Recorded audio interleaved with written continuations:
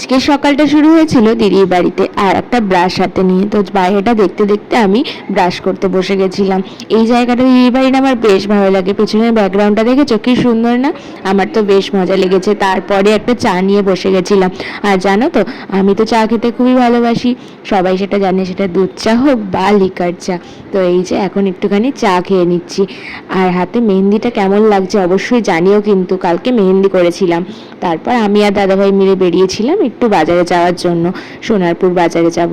তো এখানে দাদাভাই স্কুটি চালাচ্ছিল।